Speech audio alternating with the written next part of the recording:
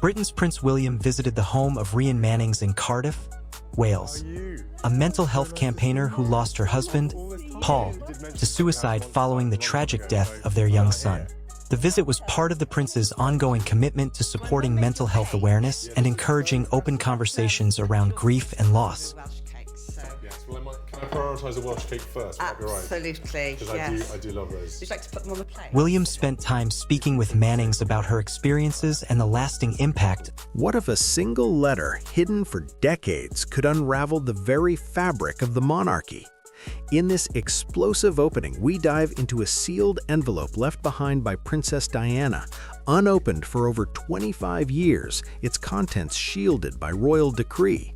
But now, thanks to a recent court-ordered DNA investigation, that envelope has finally been unsealed, and what lies within will leave even the strongest speechless. William never expected this. Before we go deeper into what this really means for the royal family, make sure to subscribe so you don't miss a single update. For years, the palace insisted Diana's final days were already understood, that her story had been told, rewritten, and neatly buried beneath protocol, headlines, and official silence.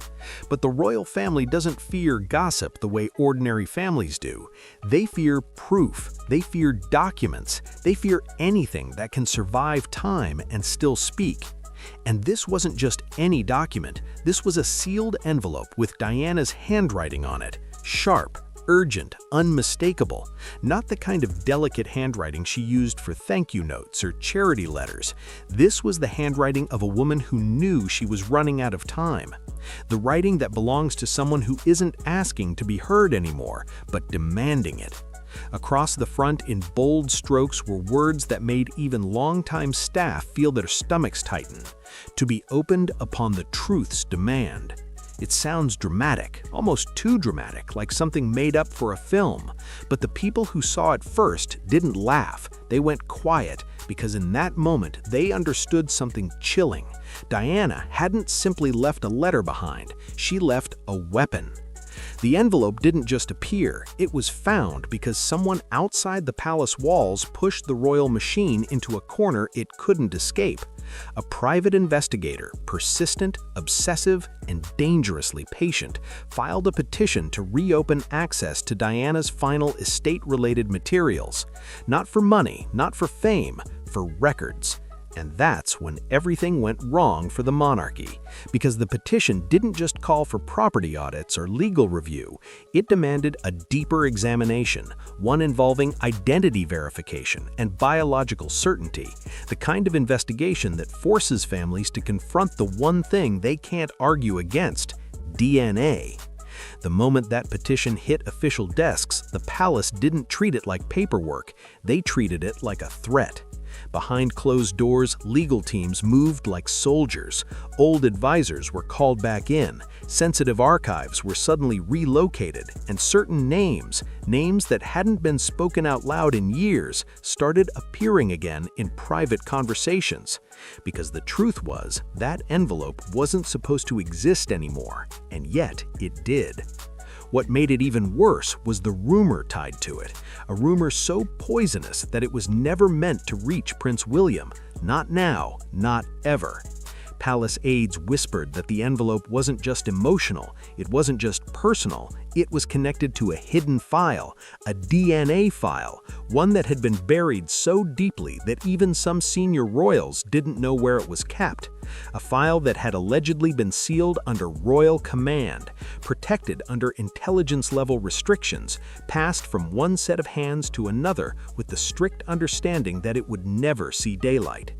People spoke its name like a curse, and when the old staff realized the petition could force it open, panic didn't just spread, it exploded. The palace launched an internal legal battle so aggressive it shocked even insiders. It wasn't framed as protecting Diana's memory, it wasn't framed as respecting privacy, it was framed as national stability. And that phrase alone tells you everything, because when powerful institutions start calling family secrets national stability, it means the secret is big enough to shake the throne itself. At first, Prince William wasn't told, not properly, not directly. He felt it the way royals often feel danger, through silence, through delays, through meetings that suddenly stop happening, through people avoiding eye contact, like they're trying not to betray you with their expression alone. But William isn't naive. He's not a teenager trapped inside the royal bubble anymore. He's a future king who has spent his entire life sensing what the palace refuses to say out loud. So when he finally heard the words "sealed envelope" and Diana's handwriting in the same sentence, something in him hardened instantly. Not with anger, with instinct. Because no matter what the palace ever tried to convince him of, his mother never did anything without a reason. William made a request, not as a son, not as a grieving child, as a man who understood the power of truth. He went straight to the king, a private request, quietly delivered, firmly stated, the kind of request that isn't really a request at all, because the moment it's spoken, it becomes inevitable. I want access. The response wasn't immediate, and that hesitation told William everything before a single word was even said. At first, the palace tried to stall. They offered alternatives, they suggested reviews, they proposed waiting until the legal process completes. They spoke in circles the way institutions do when the truth is too dangerous to hand over. But William didn't move, he didn't blink, he didn't negotiate, because somewhere deep down he already knew. Whatever was inside that envelope had the power to change his entire life, not just his emotions, not just his reputation, his identity. Eventually, the king granted access, but not warmly, not proudly, reluctantly, as if he were unlocking something he wished had stayed sealed forever. And the moment the envelope was brought into that private space, the air in the room changed. It wasn't a normal royal moment. It wasn't duty. It wasn't tradition. It was the kind of moment where even people trained to remain expressionless suddenly look human. William stared at it for a long time, not because he was afraid of a letter, but because he was afraid of what it would confirm, because there were whispers even then, quiet, cruel whispers among the staff who had served multiple generations. Words like betrayal, words like illegitimacy, words like scandal spoken in hushed tones, as though saying them too loudly would make them real. And then finally, William's hand moved. He touched the seal, and in that instant, the monarchy stopped being an institution and became something far more fragile, a family standing at the edge of a truth it could not control. Because once that envelope is opened, you can't reseal history. You can't unlearn what a mother tried to confess. You can't erase what DNA is about to prove. And as William prepared to uncover the words Diana left behind, the most terrifying realization began to settle in his chest like ice. This wasn't going to hurt the royal family's image. This was going to hurt William himself. And whatever was inside that envelope was about to break him in a way no crown ever could. But what exactly did Diana confess before her untimely death, and why did she hide it in the one place the crown could never reach? Diana tried to speak out before. In the final months of her life, she dropped cryptic warnings through interviews, handwritten notes, and off-the-record whispers. Most dismissed them as paranoia, but now, with the contents of her final letter unveiled, everything is being reinterpreted. The confession was never about a fear for her life. It was about a secret that would destroy her son's world. At first glance, it had all seemed like emotional residue, fragments of a woman under siege, struggling for peace in a palace built on silence. But her words, scattered across different mediums and moments, now form a pattern, a chilling one. Diana left more than just a letter. She left echoes, each one louder in hindsight. Among those echoes was a voice recording made days before her final trip to Paris. In it, her tone was calm, far too calm for the words she chose. "There is a truth too dangerous for daylight," she said. "If it ever surfaces, it won't just shake the monarchy, it will splinter my son's lives into before and after." and unquestioningly, the palace brushed it off, claimed she was unstable. But that recording resurfaced recently, and this time the words weren't ignored, they were decoded. Unknown to most, Diana had met quietly with 2 genetic specialists just weeks before the crash, meetings held at a private facility under an alias. Why? She was trying to confirm something that had haunted her since William's infancy. She had suspected foul play for years but lacked proof. These meetings were her last attempt to gather scientific clarity. She never got the final results, but what she did get was disturbing enough to make her act. In the months that followed, Diana became a woman split in 2. Her public persona, poised, glamorous, beloved, and her private self, paranoid, driven, and terrified of the truth slipping into oblivion if she died. That's when she began keeping 2 journals. One was benign, a decoy filled with reflections, parenting joys, and royal grievances. The other sealed, coded, locked away. And in that second journal, Diana made it clear Harry was never the problem. For decades, the world had obsessed over Harry's paternity, but Diana called that distraction intentional misdirection. According to her sealed writings, the true deception wasn't about Harry, it was about William. Her words painted a haunting picture that during a medical emergency shortly before William's delivery, she was sedated longer than expected, that she woke up confused, that the staff in the room had changed, that a doctor she'd never met before was suddenly leading the procedure, that Charles had received a private call just minutes before the shift occurred. The letter mentioned a specific date, a specific name, a royal intervention night. It wasn't accusation, it was suspicion laced in heartbreak.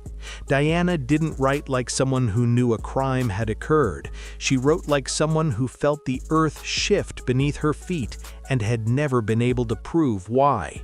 But she documented everything. And now, decades later, those notes are finally being examined not as diary entries, but as testimony. Her most terrifying entry simply read, "They took something from me that night. I still don't know what." The implications are staggering. If true, it would mean the future King of England, Prince William, might not be who the public believes he is, that his bloodline had been tampered with, that his very identity was part of a carefully engineered cover-up, buried under the weight of royal tradition and media manipulation. And it wasn't just paranoia, the pattern of behavior that followed, Charles's distance, the palace's refusal to allow further testing, and Diana's obsessive need to record her fears suggests she wasn't imagining shadows, she was trying to leave a trail of light. A trail that leads to one horrific possibility, that William's lineage was manipulated at birth to cover something far more scandalous than an affair, that he had been raised on a foundation of lies.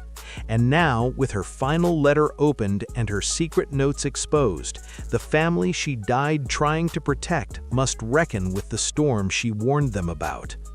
And so began the quest for confirmation, one that would demand the unthinkable, a full royal DNA test without the public ever knowing. Until now, in a hidden laboratory outside London, 2 samples were couriered in plain packaging. The names on the paperwork were fake. The results would either restore peace or incite chaos. Prince William, believing it a formality, agreed quietly. But the technicians knew better. The genetic markers told a chilling tale, one that matched exactly what Diana had feared. The decision wasn't made in haste. William had sat with the truth of his mother's letter for days, letting every word crawl under his skin. The emotional storm was overwhelming, but he needed something more than grief. He needed clarity. That's when the idea of a discreet DNA test emerged, not from the palace, but from a trusted confidant, someone outside the institution's inner circle. Someone who believed that no matter how painful the truth, it had to be faced head-on. So, under a false name, using anonymous credentials and third-party intermediaries, William submitted his DNA sample to a private facility known for handling high-profile, high-risk tests. No royal seal, no mention of bloodlines, just a code. The lab didn't even know who they were testing at first, but when the second sample, preserved material from Prince Philip, was sent through another back channel, questions began to stir within the lab. They weren't told why the samples were being matched, but seasoned geneticists know what to look for. They know the royal genome has been studied and recorded for decades. And as they worked through the sequences, alarm bells went off, not once, not twice, repeatedly. Certain markers that should have matched didn't. Essential genetic alignments, the kind that confirm direct paternity, were missing or inconsistent. The results didn't scream fraud, they whispered something worse: alteration. Something wasn't adding up, and those inside the lab weren't ready to attach their names to it. So they marked the result inconclusive, citing anomalies that required further verification. But it wasn't inconclusive to them, it was terrifying. The palace, having caught wind of the testing through backdoor surveillance, moved quickly. King Charles demanded a second round of testing, this time under royal supervision. The same lab, same process, only this time with new restrictions, tighter controls, and legalized monitoring every move. Still, the results didn't change. What they found confirmed the worst fears Diana had taken to her grave. There was a critical fracture in William's paternal line. Both tests pointed to one devastating conclusion. The man raised to be king might not be the direct biological descendant of the man who currently wears the crown. Charles was livid, but not shocked. And that reaction alone raised even more questions. Was this something he'd always suspected? Or worse, something he'd worked hard to keep hidden? For William, it was like a second betrayal. The monarchy had promised him stability, identity, purpose, but now he stood on the edge of something far more uncertain, a royal role built on deception. Yet what terrified the palace more than the results themselves was the risk of exposure. That's why the inner circle moved to bury the findings instantly. Gag orders, legal walls, digital lockdowns. Only a handful of people were supposed to know. But secrets, once uncovered, don't stay buried, because someone inside the operation, someone with everything to lose, couldn't bear to stay silent. But as the palace tried to contain the results, one advisor leaked a copy, and that leak made its way to someone who had everything to lose. When the truth finally reached King Charles, there was no outrage, no heartbreak, just silence. He dismissed the test, called it nonsense, but his refusal to speak to William for over a week said more than words ever could. Behind closed doors, Charles was unraveling, and his immediate action to erase all copies of Diana's letter only deepened William's suspicions. The confrontation wasn't planned. William entered Clarence's house expecting questions, answers, maybe even a rare moment of unity in the face of chaos. Instead, what he received was calculated detachment. Charles didn't even flinch. He listened quietly, eyes cold, arms crossed. When William laid the DNA results in front of him, Charles didn't look surprised. He looked prepared. "None of this is real," he said flatly. "It's all a delusion. Your mother? She was not well." That sentence hit harder than any shouted denial ever could. But it wasn't just the tone, it was what came next that made William's blood run cold. Charles refused to release the second set of lab-confirmed DNA results, claimed they were irrelevant. "There will be no discussion. The matter is closed." But the files weren't just locked away, they were actively being scrubbed. That same night, royal tech teams were given quiet orders: wipe all of Diana's files from the restricted archives, erase every trace of the sealed envelope, the audio recordings, and any mention of her private meetings in the days before her death. William didn't find out through official channels. He found out through a loyal palace aide who had served his mother. "They're burying her again," the message read. "This time, piece by piece." The pain was sharp, but the betrayal ran deeper. And as William watched the walls close around the truth, he realized something more disturbing than the DNA revelation itself. Charles wasn't trying to understand, he was trying to erase. Then came the moment that shattered any hope of reconciliation. William witnessed Camilla leaving a closed-door meeting with Charles, her face red, tear-stained, her hands trembling. She didn't speak, didn't even look at William, but the message was clear. Whatever was discussed behind those doors wasn't just about science, it was about survival. Charles wasn't protecting the monarchy, he was protecting himself. And in the midst of this emotional fallout, one phrase from the king lodged itself in William's memory like a thorn. "Some truths must die with the queen." The weight of that statement was unbearable. Was this the real reason Diana's letter was suppressed? Had Charles known, suspected for years? And if so, what else had been manipulated in the name of tradition and control? William was no longer chasing answers, he was chasing the full extent of a deception that might have defined his entire life. And as the pressure mounted, so did his resolve. If Charles wouldn't act, William would. If the monarchy wouldn't tell the truth, he would. Because there was no going back to ignorance once you had stared into the eyes of denial and seen fear staring back. But William wasn't alone in his devastation. Someone else had read the letter, and they were prepared to expose it all. Harry always believed he was the one with uncertain parentage, but this time the roles reversed, and the emotional toll was crushing. As the brother long seen as the outsider, now Harry was the one grounded in royal blood. His reaction wasn't triumphant, it was rage, sorrow, and confusion, and it forced him to speak the unspeakable. At the time, it had seemed like a routine call, but now, in his own words, he admitted, "I was asked to follow protocol I didn't recognize, and I obeyed." In his video confession, shaky and weathered by years of silence, Thorne described a moment in the delivery room that would haunt him forever. According to his testimony, Diana had been sedated far beyond standard procedure. She was unconscious longer than necessary. He protested mildly, but the look from the senior palace physician was clear: follow orders or you won't be called back. And then came the most jarring part of the account. Dr. Thorne claimed a second infant sample was introduced post-delivery.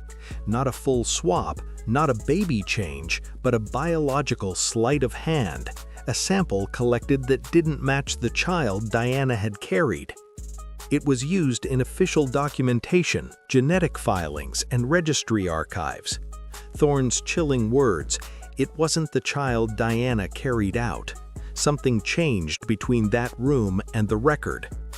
He kept quiet all these years, clinging to the belief that the truth would never surface, that the crown had buried it deep enough. But after seeing Diana's handwritten letter and learning that William had uncovered fragments of the story himself, something shifted inside him.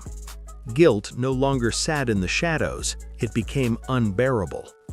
So Thorne sent the full statement, along with old medical notes and handwritten observations, to a contact in French media, someone who had once investigated Diana's final days. He did it knowing it would destroy whatever peace remained in his twilight years. But he also did it knowing the truth once spoken has a power that even royalty cannot restrain. And what followed was even more damning. A comparison between Thorne's records and the DNA test William had conducted revealed disturbing consistency.